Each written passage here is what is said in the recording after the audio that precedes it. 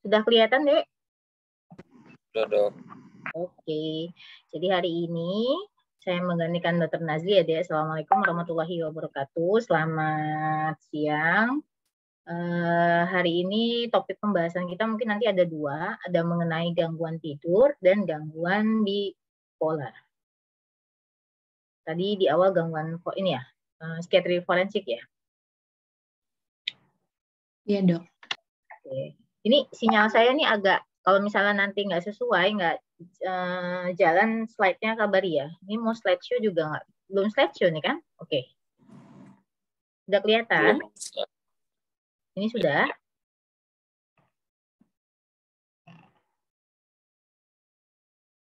Ini sudah, Dek? Sudah, Dokter. Udah, Dok. Udah slideshow. Nah, jadi mungkin ini gangguan tidur ini merupakan apa ya? Gangguan yang paling sering terjadi atau dialami seseorang, karena gejala yang paling sering orang datang berobat, apalagi khususnya ke psikiater, pasti karena tidurnya sudah terganggu. Kalau masih hanya sedih-sedih atau cemas-cemas, nah biasanya itu belum mau berobat mereka. Tapi kalau sudah nggak bisa tidur lebih dari 3 hari, 4 hari, atau udah nggak enak tidurnya, itu pasti sudah dibawa untuk berobat. Nah, kita sering menganggap dia hanya sulit tidur aja gangguannya. Ternyata setelah di anamnese atau dilihat, ternyata banyak penyebab daripada susah tidur ini. Jadi kalau dilihat 3 karakteristik utama dari tidur itu dianggap sangat dibutuhkan untuk fungsi otak, atau enggak tidur juga merupakan proses tunggal yang terdiri dari beberapa fase dari tidur, dan tidur juga bukan merupakan proses yang pasif. Nah, kalau dibagi berdasarkan PPDGC 3 yang kita bahas adalah lebih ke gangguan tidur yang non-organik, yaitu ada namanya disomnia dan ada yang namanya parasomnia. Disomnia ini adalah suatu kondisi psikogenik di mana adanya ciri gangguan utama pada jumlah, kualitas, ataupun waktu tidur akibat memang adanya gangguan emosional.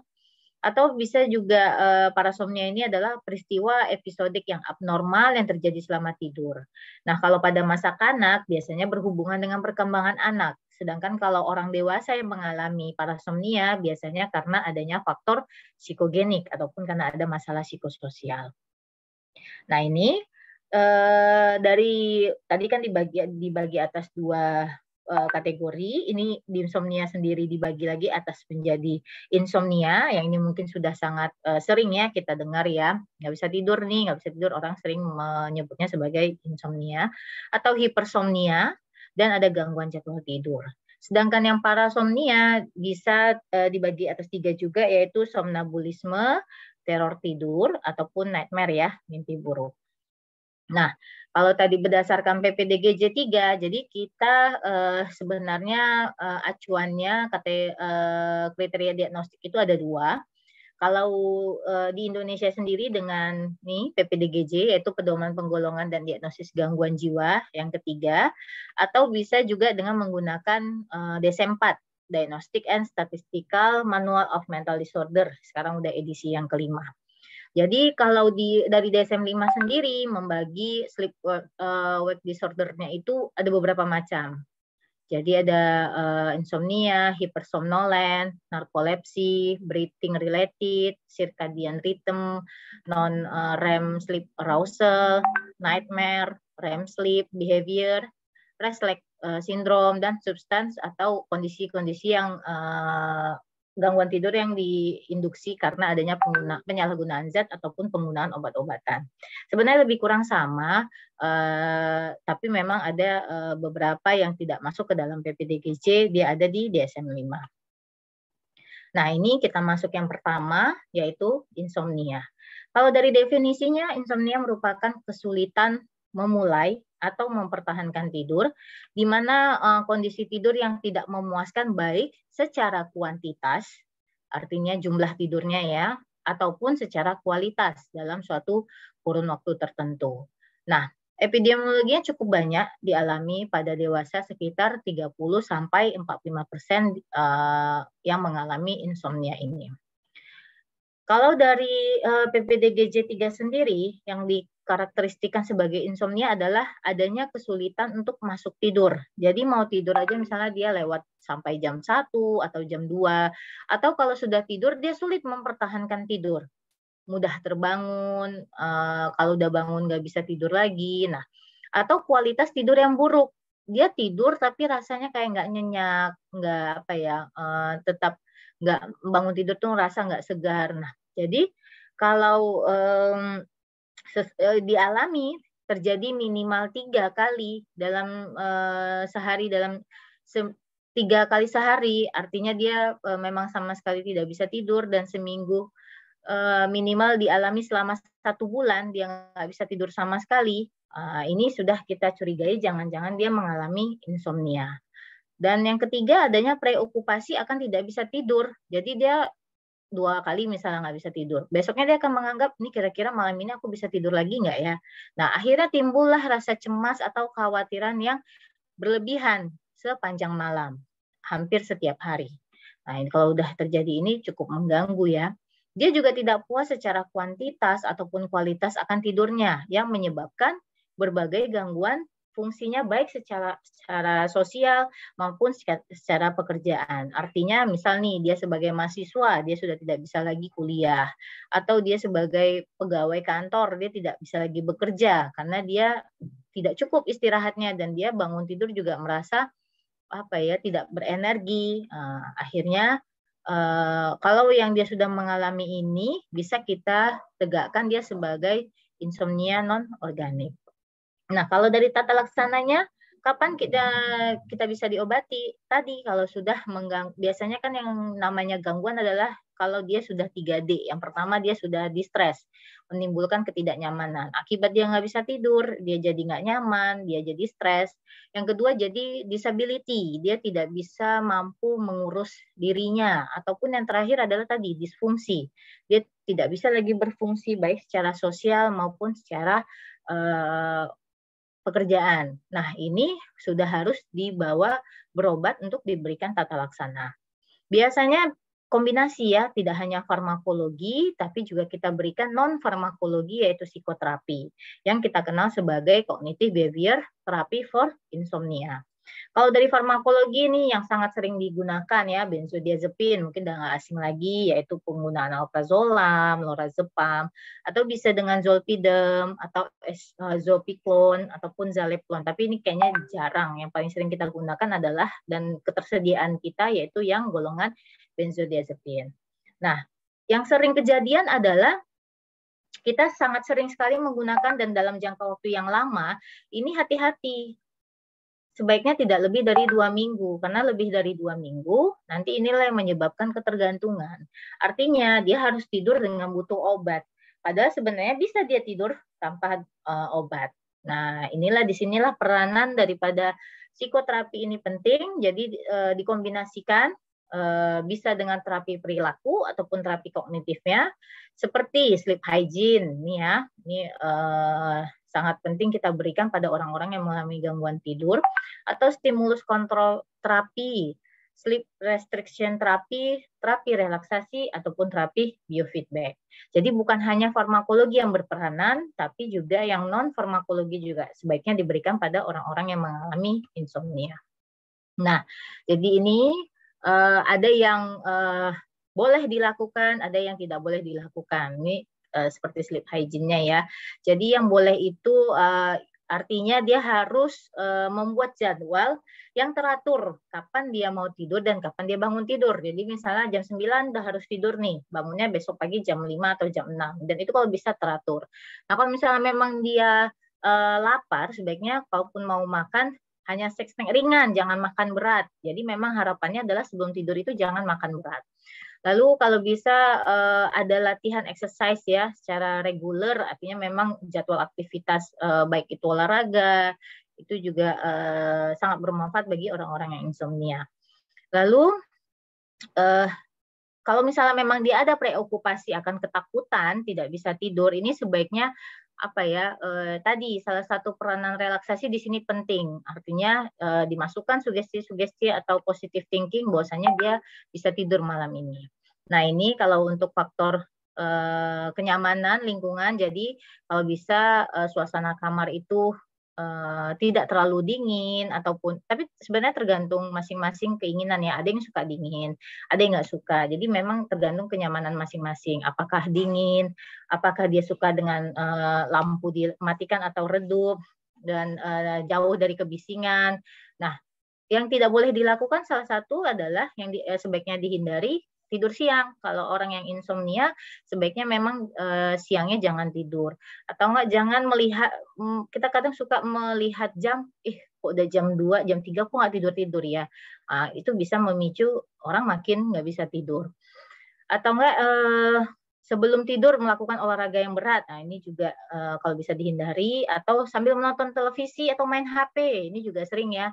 Jadi kalau misalnya memang kita mau tidur, memang sebaiknya kita mengkhususkan untuk tidur, tidak disambi gitu, karena itu memang memicu seseorang jadi sulit tidur. Menghindari minum kopi ya, dan kalau nggak bisa tidur malah kita jangan merokok atau menggunakan alkohol. Nah, ini juga ya, jangan malah nggak bisa tidur malah cari teman supaya nemenin nggak bisa tidur. Nah, ini yang sebaiknya memang dihindari. Nah, ini bahas tadi insomnia, ini yang lain yaitu hipersomnia, di mana adanya kondisi berlebihan. Kalau tadi kurang, kalau ini berlebihan, maupun serangan kantuk yang tidak disebabkan oleh tidur yang kurang atau membutuhkan waktu yang lebih lama untuk pulih setelah bangun. Nah, kalau dari tadi ini berdasarkan PPDGJ 3, kalau dari DSM-5 dia banyak ya, ada membagi atas beberapa hipersomnia. Nah, kalau karakteristiknya adalah adanya tidur siang yang berlebihan atau serangan kantuk yang hebat pada siang hari. Tapi bukan karena dia malamnya nggak bisa tidur. Jadi memang dia bawaannya ngantuk aja. Nah, sama ya untuk lamanya, durasinya sama-sama dialami lebih dari 1 bulan. Jadi yang mengalami hipersomnia ini tidak ada gejala tambahan, apakah itu narkolepsi maupun adanya halusinasi hipnagogik. Yang paling penting bukan disebabkan oleh kondisi medis atau neurologis yang bisa menyebabkan somnolensi pada waktu siang hari. Nah, untuk tata laksananya, untuk medikasi sebenarnya belum ada yang terlalu disetujui ya, walaupun beberapa ada yang menggunakan stimulansia ataupun seperti amfetamin. Tapi yang paling penting adalah non-farmakologi, jadi penyesuaian gaya hidup, konseling psikologis, yang memonitor kesehatan secara keseluruhan. Jadi bedanya kalau tadi insomnia lebih ke farmakologi, kalau misalnya hipersomnia malah ke non-farmakonya, psikoterapinya yang nanti diterapkan.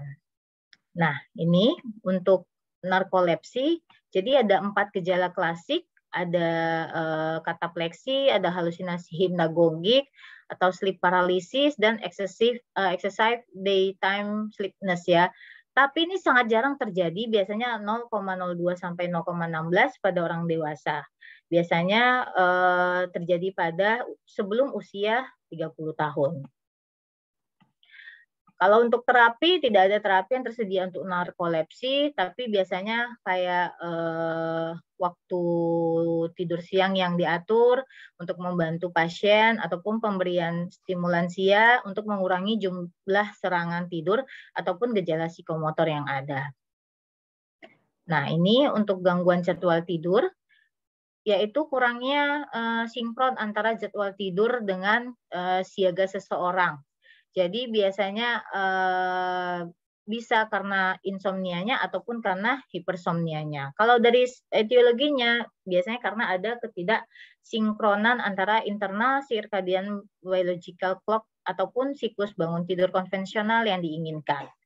Ya. Nah, untuk kriteria diagnostiknya dari PPDGJ, yang pertama dijumpai adanya pola jadwal tidur individu yang berbeda, adanya insomnia pada waktu tidur ataupun hipersomnia pada waktu kebanyakan yang sama dialami lebih daripada 1 bulan. Dan yang paling penting, akibat dari gangguan jadwal tidurnya ini menyebabkan distress, disfungsi maupun disability. Nah, ini jadi gangguan tidur irama sirkadian ini mungkin yang paling banyak adalah jet lag ya. Kalau misalnya seseorang dia pergi ke negara yang berbeda waktunya sangat jauh, nah ini bisa menyebabkan terjadinya gangguan jadwal tidur. Untuk tata laksananya biasanya dengan kronoterapi, bisa dengan terapi cahaya atau pemberian melatonin. Nah, ini yang termasuk udah dari parasomnia tadi, yaitu somnambulisme. Persamanya adalah sleepwalking atau dia tidur berjalan sambil tidur ya, di mana adanya suatu keadaan perubahan dari kesadaran, fenomena tidur dan bangun yang bercampur pada saat bersamaan. Biasanya suka terjadi pada anak-anak ya, yaitu umur 4-8 tahun, tapi akan menghilang ketika remaja gitu. Nah, kalau dari kriteria diagnostiknya adanya 1 atau lebih episode bangun dari tempat tidur, biasanya di sepertiga malam. Terus dia jalan, tapi biasanya matanya tertutup gitu. Nah, kalau misalnya kita panggil, dia agak kurang responsif. Jadi biasanya memang tidak responsif terhadap berbagai rangsangan. Kalau diajak ngobrol juga, mau kemana? Kadang dia juga tidak menjawab, karena memang tidak dapat berkomunikasi dan harus benar-benar mungkin dengan tindakan fisik baru bisa dia sadar ya atau terbangun. Kalau misalnya ditanya, dia tidak akan mengingat. Misalnya ngapain sih tadi malam kok tidurnya sambil jalan gitu ya? Dia bisa nggak ingat. Dan dia tidak diikuti adanya gangguan aktivitas mental ataupun perilaku. Juga tidak ada bukti terdapat gangguan mental organik seperti demensia ataupun suatu gangguan fisik seperti epilepsi. Nah, tata laksananya sebenarnya yang pertama adalah yang paling sering kalau orang sleepwalking ini cedera ya, karena dia apakah terjatuh, apakah nabrak dinding misalnya seperti itu. Jadi memang mengamankan dia atau memproteksi dia dari cedera yang mungkin timbul. Nah, kalau misalnya orang yang mengalami sleepwalking ini katanya sih jangan dibangunkan, tapi diantarkan kembali untuk tidur. Ataupun mengubah pola tidurnya itu ya tadi sleep hygiene, tidur dalam satu waktu, dan misalnya seringnya nih bangunnya misalnya jam-jam 1. Sebelum jam 1 itu udah kita bangunkan supaya dia tidak mengalami sleepwalking tadi. Kalau misalnya memang sangat sulit sekali, bisa dibantu dengan pemberian benzodiazepin. Karena kalau dia udah tenang, udah tidur, dia tidak akan berjalan lagi kalau di malam hari. Tapi memang yang paling penting adalah kayak mungkin mengunci pintunya, karena kalau nggak dikunci takutnya nanti dia bisa keluar kemana-mana, atau enggak tidak meletakkan dia di lantai atas. Kalau dia jatuh kan lebih sering ke efek terlukanya akibat dari somnambulismenya. Nah, ini ada teror tidur atau yang dikenal sebagai night terror atau sleep terror, yaitu episode di malam hari yang ditandai adanya rasa tercekam atau panik yang hebat dan bisa diikuti dengan teriakan. Nah, seringnya juga terjadi pada anak-anak, bisa juga karena dia mengalami kondisi demam ataupun CNS depression withdrawal yang bisa menyebabkan terjadinya teror tidur ini. Untuk karakteristiknya 1 atau lebih episode terbangun yang diawali dengan teriakan panik dengan tanda khas adanya ansietas. Jadi seperti orang mengalami panik, cemas, gelisah berlebihan, tubuhnya bergetar, adanya hiperaktivitas otonomik seperti takikardi, nafas cepat, ataupun dilatasi pupil dan berkeringat. Biasanya dia sama ya kayak panik, ada durasi waktunya berlangsung 1-10 menit dan biasanya terjadi di sepertiga awal tidur malam. Secara relatif dia tidak bereaksi terhadap berbagai upaya orang lain untuk mengatasi peristiwa teror malam ini. Dan kalau misalnya kita tanyakan kembali, biasanya dia juga masih bisa mengingat peristiwa, misalnya mimpi apa sih kok sampai teriak gitu kan. Tapi biasanya hanya bayang-bayang aja, hanya minimal kayak samar-samar, tidak secara pasti dia bisa menggambarkan apa yang dialaminya. Dan tidak ada gangguan mental organik sama seperti tadi ya, tidak ada adanya karena disebabkan demensia ataupun epilepsi.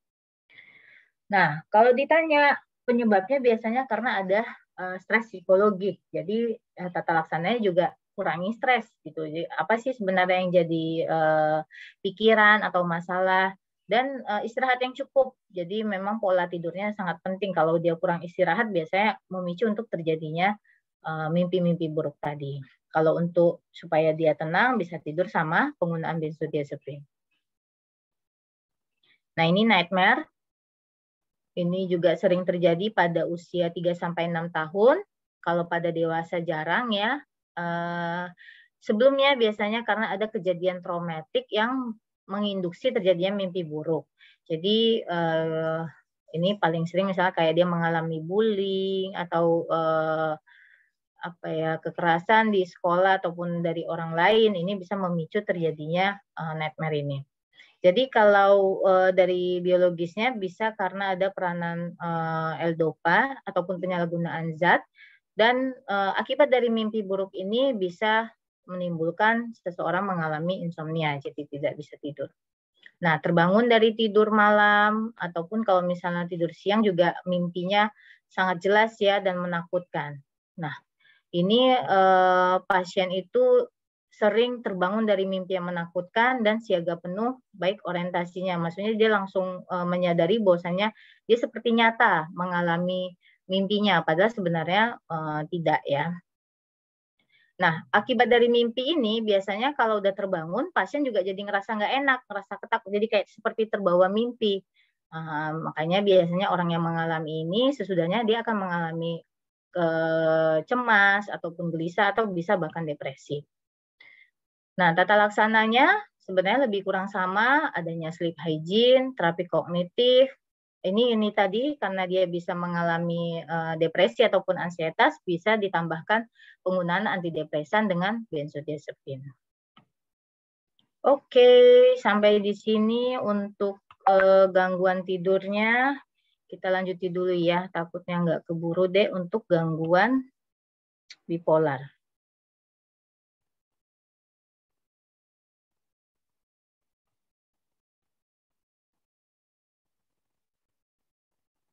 Kelihatan deh? Sudah, Dok. Belum di slideshow ya?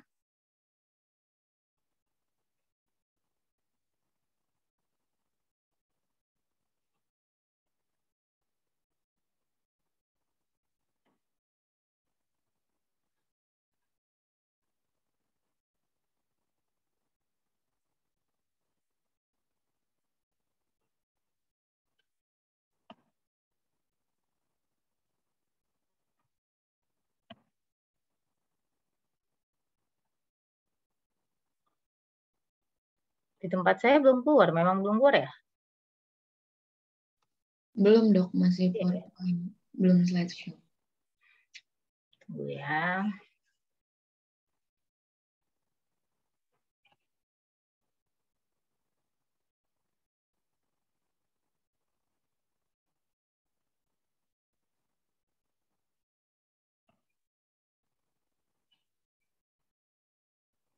Ini hari Jumat ya, Dek? Yang soal Jumat jam berapa? 12 ya? Ini kelasnya sampai jam 12 ya, Dok? Enggak, maksudnya oke. Ini hari Jumat kan, yang mau sholat Jumat ya? Oh, iya, Dok. Kita percepat.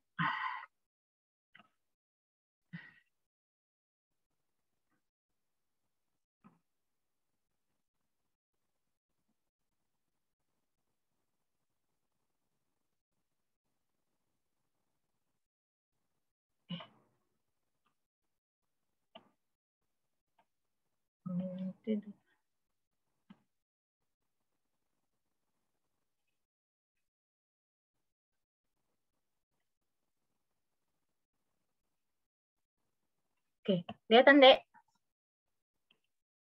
Sudah, Dok. Ya, ini kita lanjutin yaitu mengenai gangguan bipolar. Nanti kita akan membahas mengenai definisinya, epidemiologi, etiologinya, episodenya, klasifikasi, kriteria diagnostik, dan penata laksanaannya. Nah, gangguan bipolar sendiri adalah termasuk ke dalam gangguan mood ataupun gangguan suasana perasaan. Itu namanya mood biasanya nanti dibagi atas dua gejala utama. Ketika mood naik itu namanya manik, ketika mood turun itu namanya depresi. Jadi kalau ini kita bahas lebih ke bipolarnya, dia merupakan gangguan yang bersifat episodik. Artinya dia ada dua, mengalami dua bagian atau dua episodik, bisa dia manik, bisa dia depresi. Nah, manik sendiri baru diikuti dia ada namanya hipomanik ataupun campuran. Biasanya gangguan bipolar ini sifatnya recurrent serta dapat berlangsung seumur hidup. Jadi misalnya hari ini dia mengalami gangguan, berobat, sembuh. Nah, nanti ketika dia mengalami stresor yang baru bisa kambuh kembali. Jadi makanya biasanya orang-orang yang mengalami bipolar ini minum obatnya sesuai dengan episodik yang dialaminya. Nah, ini ya. Jadi cirinya sangat berbanding terbalik ya, Dek. Kalau orang yang mengalami bipolar, bukan dia dalam satu waktu mengalami ini, bisa, tapi jarang. Umumnya, pertama dia akan mengalami fase manik ataupun hipomanik. Sembuh, lalu dia seperti orang normal, dan ketika ada masalah, lalu dia jatuh ke dalam fase depresif. Jadi kalau dari gambarannya jelas berbeda. Manik adalah ketika mood kita naik. Jadi otomatis moodnya elevated, ekspansif, ataupun irritable, seperti meledak-ledak. Kan namanya mood naik kan pasti semangat, berenergi. Kalau dari pembicaraan juga kuat, tegas, cepat, kadang pun agak vulgar. Nah, kalau dari rasa kebesaran, umumnya dia lebih percaya diri, malah karena saking kelewatan ya, jadi kayak timbullah waham-waham kebesarannya. Dia merasa paling berbakat, dia merasa paling cantik, paling pintar. Dan kalau berat ini tadi bisa jatuhnya ke waham. Jadi benar-benar dia merasa yakin bahwasanya dia memang adalah, misalnya dia merasa dia artis, atau dia merasa bisa menciptakan hal-hal yang orang lain nggak bisa gitu ya, kalau orang yang lagi manik. Sering terdistract juga, mudah teralihkan perhatiannya. Hiperaktif, nah sama-sama ada gangguan tidur, tapi kalau di orang manik, dia merasa nggak butuh tidur, karena memang sangat banyak sekali ide-ide yang mau dilakukannya. Beda sama orang depresi. Kalau orang depresi memang sulit tidur juga, tapi memang karena dia merasa putus asa, terlalu ibaratnya memikirkan masa depannya yang suram gitu ya. Nah, orang manik yang biasanya energinya berlebihan bisa kadang sampai inappropriate.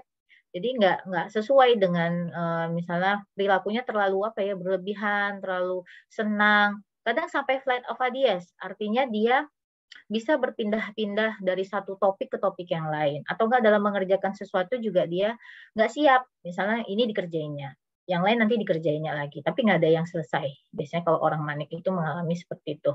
Nah, bedanya dengan depresif, pastilah kebalikan dari orang manik. Kalau dari mood, dia moodnya lebih disforik, depresif, ataupun putus asa. Kalau hilang minat, dia juga kurang. Ibaratnya beda, kalau manik semua mau dibuat, kalau depresi malah nggak mau buat apa-apa. Dia juga pandangannya negatif, suram, merasa lebih lekas capek, dan mudah lelah. Sama-sama nih ya, insomnianya karena juga dia merasa bukan karena nggak butuh tidur, memang karena dia nggak bisa tidur.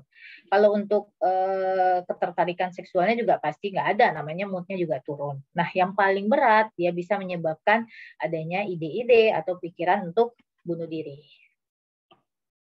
Nah, kalau secara epidemiologi, gangguan bipolar ini sebenarnya dibagi atas ada dua, yaitu bipolar 1 dengan bipolar 2. Nanti ada bedanya saya terangkan di slide berikutnya. Ada juga siklotimik dan hipomania. Jadi paling tinggi orang seringnya mengalami hipomania ya, kalau misalnya bipolar prevalensinya tidak terlalu tinggi. Nah, kalau secara etiologi yang bisa menyebabkan seseorang mengalami gangguan bipolar ini karena adanya peranan neurotransmitter, yaitu norepinefrin dan serotonin. Ini sangat berperan. Kalau secara genetik ternyata bisa menurun dari orang tua. Jadi kalau orang tua kita mengalami bipolar, kemungkinan 10-25% anaknya akan mengalami bipolar juga. Atau bisa karena faktor psikososial, jadi adanya stressful life events ataupun mengalami fase manik sebelumnya, ini bisa menyebabkan sebagai etiologi terjadinya gangguan bipolar. Nah, ini jadi kalau gangguan bipolar ini kita bagi ya, ini ada fasenya. Ketika jadi yang di atas ini moodnya meningkat, yang depresi ini moodnya menurun. Jadi ada namanya episode manik, di mana dijumpai mood yang elevated, ekspansif, meledak-ledak ataupun irritable, mudah tersinggung, ditambah nanti ada 3 atau 4 gejalanya. Jadi dia ketika manik moodnya naik. Nah, terus kalau orang yang gangguan depresi berat atau mayor depresif episode, yaitu ketika moodnya turun. ini turun. Nah, jadi dia gejalanya juga moodnya depresi, mudah menangis, mudah sedih, hilang minat ataupun kegembiraan. Nanti ada juga gejala tambahannya. Nah, orang ternyata kadang nggak hanya manik, bisa mengalami yang namanya hipomanik. Nanti bedanya apa dengan yang manik? Gejalanya lebih kurang sama, bedanya adalah durasinya. Biasanya kalau orang manik itu lebih dari 1 minggu, kalau hipomanik itu hanya 4 hari aja dia dialami. Setelahnya dia akan normal kembali. Jadi itu nanti yang kita bahas, kapan seseorang dikatakan gangguan bipolar 1, kapan seseorang dikatakan bipolar 2. Nah, ini tadi yang sudah saya jelaskan di awal. Jadi kalau orang manik itu biasanya adanya peningkatan mood, bisa euforia ataupun irritable tadi ya, ekspansif, elevated, setidaknya adalah 1 minggu. Ditambah dengan 7 gejala tambahannya, distractibility, mudah teralihkan, adanya insomnia, adanya rasa kebesaran, fight of ideas. Nah, aktivitasnya pastilah kalau moodnya naik, aktivitasnya pasti naik. Jadi kadang dia hiperaktivitas. Bicaranya, ya karena moodnya naik, bicaranya juga naik. Jadi cepat bicara, banyak bicara, ataupun thoughtlessness ya. Jadi biasanya dia juga suka melakukan hal-hal yang kurang bijaksana, seperti gonta-ganti pasangan. Nah, itu seringnya pada orang yang mengalami manik. Sedangkan kalau pada fase depresi, dia mengalami namanya mood yang turun atau mood depresif ditambah dengan 8 gejala tambahannya, sleep-nya, kalau tadi di sini insomnianya karena nggak butuh tidur, kalau di depresi karena memang dia nggak bisa tidur. Interest-nya pasti juga menurun. Ada guilt-nya, ada rasa bersalah, energinya karena mood-nya menurun, energinya juga menurun. Otomatis konsentrasinya juga terganggu. Untuk nafsu makan juga bisa terganggu, walaupun ada beberapa depresi atipikal dia malah nafsu makannya naik ya. Tapi pada depresi umumnya biasanya nafsu makannya menurun sehingga dijumpai adanya penurunan berat badan pada orang-orang yang mengalami depresi.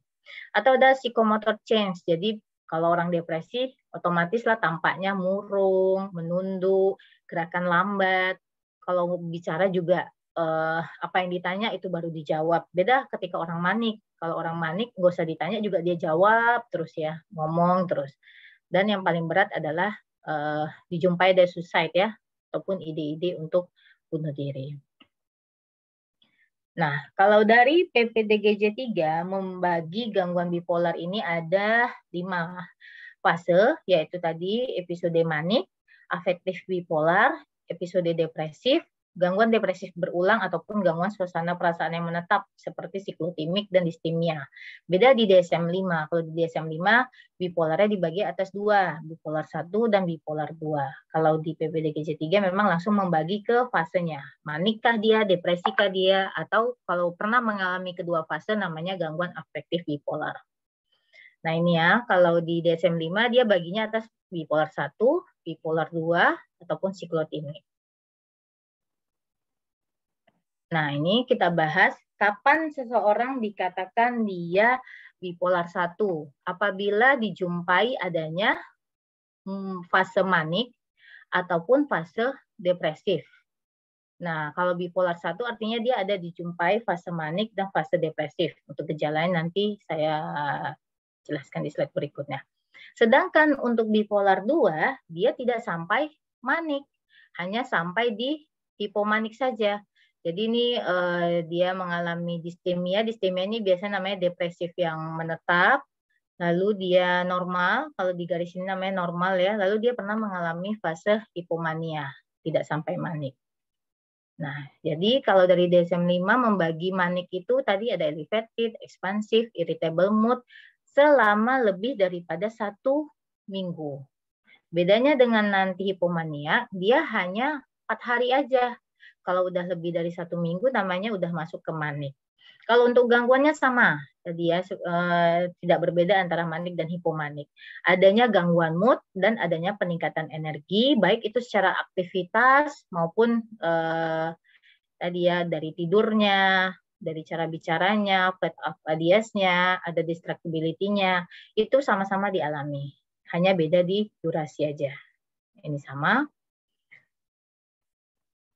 Dan biasanya kalau untuk manik biasanya bisa mengganggu bisa mengganggu disfungsinya. Kalau pada hipomanik biasanya tidak sampai cukup berat untuk menyebabkan terjadinya disfungsi. Nah, kalau gejala depresif berat biasanya dialami lebih kurang selama 2 minggu.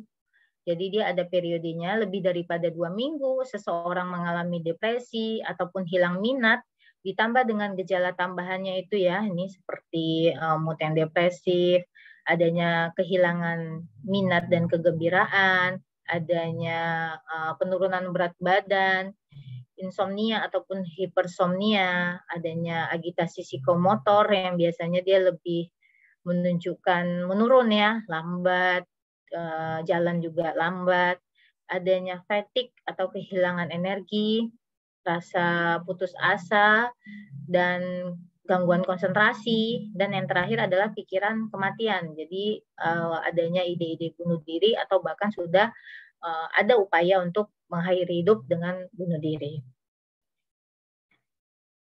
Dan kalau pada orang depresi sangat signifikan menyebabkan terjadinya distres baik di bidang sosial ataupun fungsi area lainnya, yaitu pekerjaan.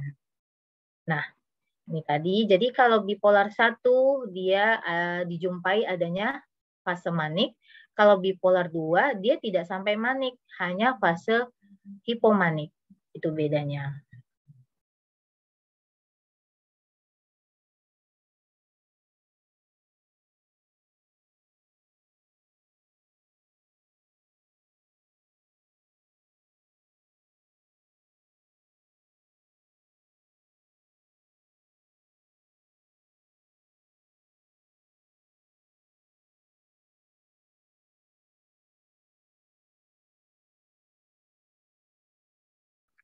Izin dok.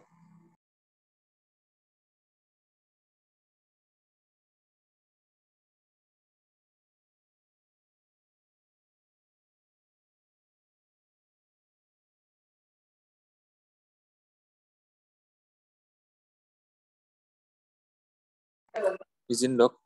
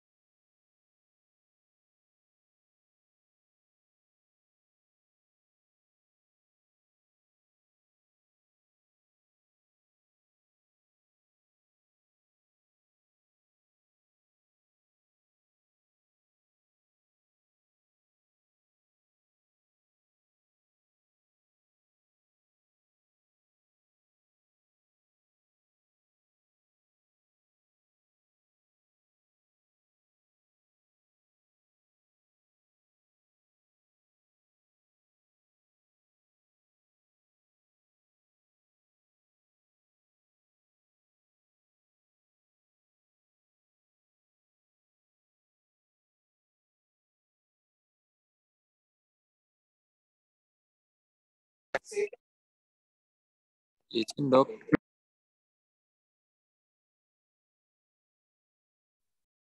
Ya Allah deh, saya tadi cakap-cakap sendiri rupanya ya. Iya dok, tadi terkeluar dokter. Tadi lagi minta nomor dokter untuk menghubungi dokter dok. Iya, saya gini kenapa kok nggak ada reaksinya? Udah sampai di mana tadi hilangnya?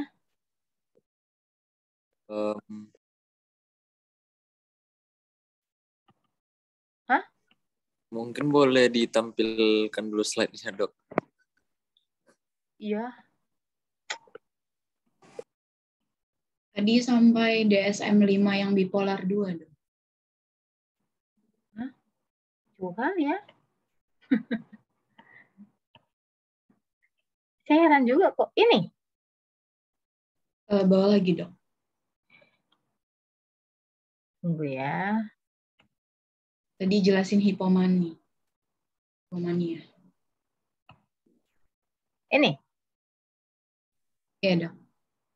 Sampai sini. Tadi saya udah sampai bawah loh, Dek. Oke lah.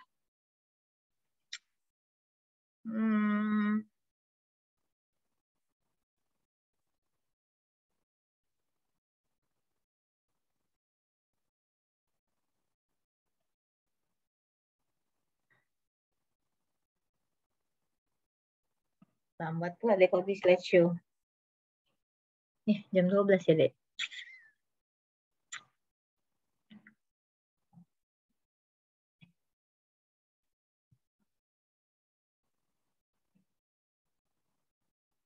Oke, kelihatan?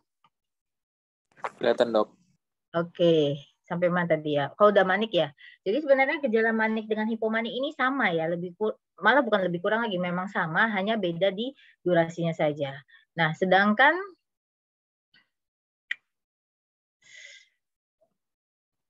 untuk depresi, jadi dia biasanya selama 2 minggu dijumpai adanya gejala yang paling sering adalah mood yang depresi, jadi mudah menangis, sering menangis, sedih, ataupun adanya kehilangan minat ataupun kegembiraan. Ditambah dengan gejala ini, ada 9 gejala.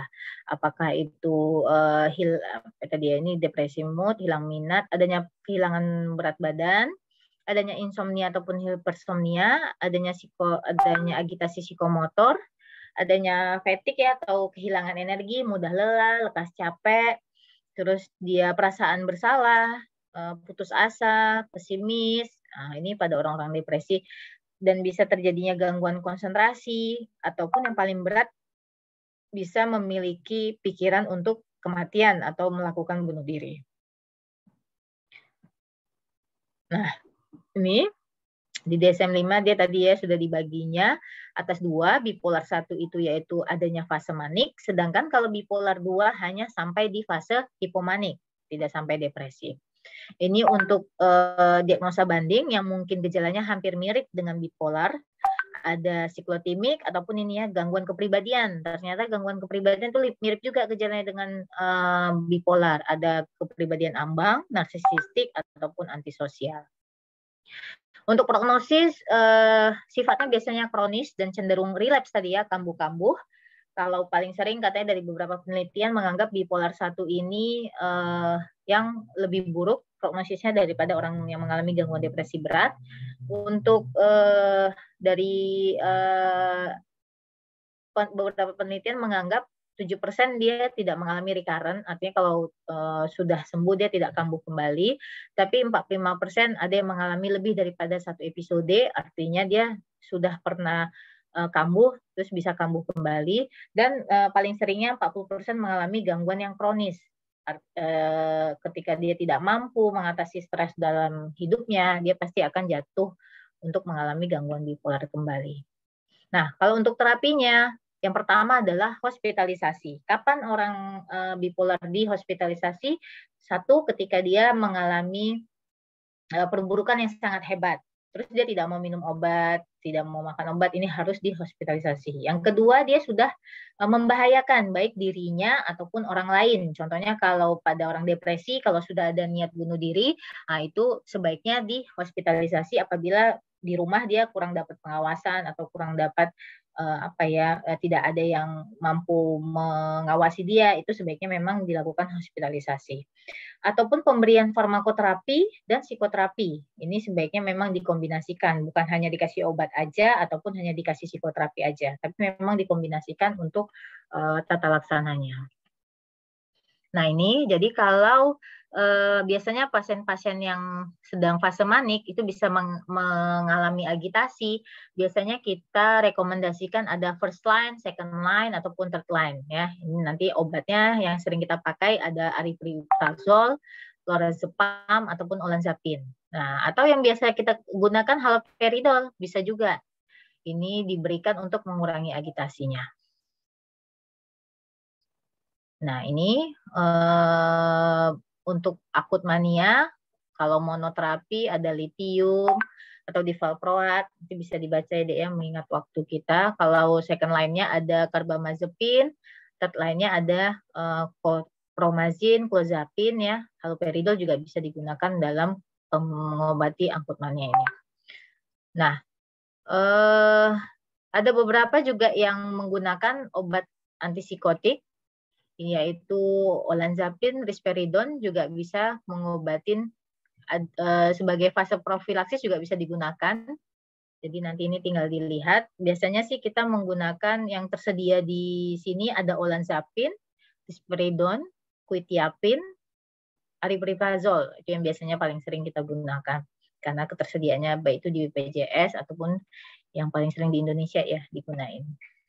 Nah, ini untuk psikoterapinya biasanya yang diberikan yaitu cognitive behavior therapy ataupun terapi interpersonal dan social rhythm therapy. Ini juga terapi keluarga karena orang-orang yang mengalami gangguan bipolar biasanya juga karena sering stresornya itu dari keluarganya. Jadi terapi keluarga juga bisa mencegah seseorang untuk jatuh lagi kambuh menjadi bipolar atau untuk memperbaiki gejalanya supaya lebih baik. Ini siklotimik. Kalau siklotimik ini dari prevalensinya 3-5%, paling banyak dialami oleh perempuan dibandingkan laki-laki dan onset usianya yaitu 15-25 tahun. Nah, jadi siklotimik adalah gejalanya itu kayaknya lebih enak dengan grafik ini jelasinnya. Nah, jadi dia gejalanya itu dia mengalami fase adanya hipomanik tapi nggak sampai manik dan adanya distimia ini fase depresi tapi tidak tegak ke depresinya. Jadi dia hanya ringan-ringan aja, misalnya moodnya sedih, hilang-hilang minat, tapi nggak sampai ada penurunan berat badan, ada rasa putus asa atau gangguan konsentrasi, atau nggak sampai ada ide-ide bunuh diri. Jadi memang dia hanya sedang-sedang aja, nggak terlalu jatuh kali, nggak terlalu jatuh ke fase depresi, dan dia tidak pernah sampai yang manik kali, hanya sampai di hipomania. Dan umumnya ini dialami kronis sepanjang 2 tahun biasanya ya. Seseorang jadi kayak tiba-tiba moodnya mau naik, tiba-tiba moodnya mau turun, tapi tidak tegak untuk ke manik ataupun ke depresinya. Nah ini, jadi kalau kita lihat dari grafik ini lebih enak memahaminya ya. Jadi kalau bipolar 1 itu dia sudah sampai ke manik, terus mengalami fase depresi, eutimik ini dia normal, habis itu dia bisa normal lagi. Kalau bipolar 2 dia hanya sampai hipomanik, terus dia jatuh ke depresi, lalu dia normal. Nah, kalau sedangkan siklotimik, dia hanya sampai di hipomania, tapi untuk depresinya dia nggak sampai depresi berat. Paling hanya depresi sedang atau depresi ringan. Nah, terus mengalami hipomanik lagi, depresi lagi. Nah, seterusnya seperti itu selama 2 tahun. Itu untuk siklotimik. Nah, perlu nggak diobati orang yang mengalami siklotimik ini? Kalau misalnya memang dia sudah sangat mengganggu aktivitasnya sehari-hari, sampai nggak bisa berfungsi sebagaimana mestinya, harus diobati. Biasanya kita gunakan mood stabilizer ataupun anti-manik untuk mengobati moodnya yang nggak stabil ini. Jadi harapan kita dalam moodnya yang eutimik aja. Jadi pemberian mood stabilizer dan anti-manik ataupun psikoterapi bisa kita berikan untuk meningkatkan kesadaran pasien akan kondisinya gitu. Sebenarnya gini, apa sih sebenarnya yang sering buat dia moodnya naik turun ini? Nah, jadi kita ajari mekanisme coping untuk mengobati mood yang sangat swing, yang sangat labil ini. Nah, ya ini kesimpulan di akhir untuk kalian memahami kondisinya. Jadi selain daripada gejala, durasinya itu ternyata penting juga diingat untuk menegakkan diagnosa ya. Jadi tadi kalau dia depresi, gejala depresi tadi itu lebih kurang 2 minggu. Nah misalnya kayak orang psikotimik, dia tegak dok untuk gejala depresi beratnya, tapi ternyata nggak sampai 2 minggu. Nah itu yang dikatakan dia depresinya masih tidak sampai jatuh ke depresi. Tapi kalau udah lebih 2 minggu, ini udah masuk ke depresinya. Kalau untuk hipomanik, hanya 4 hari aja dialami. Tapi kalau misalnya untuk manik, dia sudah lebih daripada 1 minggu. Nah, jadi dari sini kelihatan ya, kalau orang yang mengalami depresi aja, pasti dia moodnya hanya turun aja, nggak pernah sampai naik ke atas. Kalau untuk bipolar 1, dia sudah mengalami manik. Maniknya lebih dari 1 minggu, terus turun lagi dia depresinya lebih daripada 2 minggu. Kalau untuk bipolar 2, depresi dia 2 minggu, tapi naik lagi moodnya 4 hari, turun lagi atau bahkan normal. Ya, kalau psikotimik tadi ya, dia hipomanik aja tapi nggak sampai ke depresi. Oke, sampai di sini deh kuliah kita hari ini. Kayaknya udah sampai jam 12 ya. Takutnya nanti yang mau sholat Jumat terganggu waktunya. Atau ada yang mau ditanyakan nggak kira-kira? Sudah paham sampai di sini untuk gangguan bipolar? Ingin bertanya dok. Feni. Oke, silakan Feni. Tadi kan dok kalau untuk yang yang sleepwalking tadi dok, yang jalan itu yang tidur berjalan. Iya dok. Nah itu dok bisa terjadi nggak dok pada orang dewasa yang kayak 30-an gitu dok? Oke. Kalau ditanya bisa terjadi, bisa saja. Walaupun dari prevalensinya, maksudnya paling seringnya itu adalah pada anak-anak. Nah, kenapa bisa terjadi pada orang dewasa? Biasanya karena ada faktor psikologisnya gitu kan. Jadi kalau ditanya, jadi dok obatnya harus diobati nggak? Kalau pada anak-anak kan tadi nggak ya, dia bisa menghilang dengan bertambahnya usia, dia akan berkurang. Kalau pada orang dewasa terjadi, balik lagi kalau misalnya memang sangat mengganggu akibat dari sleepwalking-nya ini dia jadi tadi ya keluar jalan kemana-mana, membahayakan dirinya, atau dia besok paginya jadi kayak kurang istirahat, itu mau nggak mau harus diobati. Karena biasanya kalau pada orang dewasa dia tidak hilang sendiri gitu ya. Nah, tapi yang paling penting yang terjadinya sleepwalking ini karena adanya faktor psikologis. Jadi kita wawancara, kita anamnesa, kira-kira ada nggak stresor yang dia alami sehingga terjadi sleepwalking tadi ini. Tapi bisa saja dialami orang dewasa, bukan hanya pada anak-anak. Oke. Baik dok, izin bertanya lagi dok. Jadi kalau misalnya kan dok itu memang sleepwalkingnya disebabkan oleh kayak kejadian trauma dia pas kecil dok. Jadi itu kita gimana ya dok cara ngobatinya misalnya gitu? Atau itu terus mau nanya juga dok, itu kompetensi untuk dokter umum atau dokter spesialis psikiatri gitu dok? Kalau untuk gangguan tidur, kalau nggak salah kompetensi untuk dokter umum nggak sampai di terapi ya. Jadi mungkin kalau memang sudah terjadi gangguan berat, gangguan tidur berat, bisa dirujuk ke psikiater. Nah, kalau memang dia ada mengalami traumatik, artinya ada kejadian yang kurang menyenangkan, mungkin lebih ke non farmakoterapi yang diberikan, bukan farmakoterapi, bukan obat-obatan. Kalau obat-obatan mungkin hanya supaya dia tenang aja, tapi tetap sumbernya kejadian traumatik apa sih yang dia alami atau yang masih jadi pemikirannya. Nah, itu yang kita obati dengan cara pemberian psikoterapi, apakah kognitif behavior terapi atau enggak terapi keluarga. Nah, kejadian traumatiknya itu karena apa gitu kan. Jadi lebih ke non farmakoterapinya yang kita berikan. Oke, Feni. Baik dok. Karena kayaknya teman-teman ada yang mau sholat Jumat nanti terganggu. Kalau misalnya memang ada yang mau ditanyakan mungkin nanti di kuliah berikutnya kali ya. Mungkin Hasian nanti boleh minta tolong screenshot tadi kirim ke WA saya. Baik dok. Ya, terima kasih atas waktunya ya Dek dan perhatiannya. Saya izin tutup kuliah kita hari ini ya.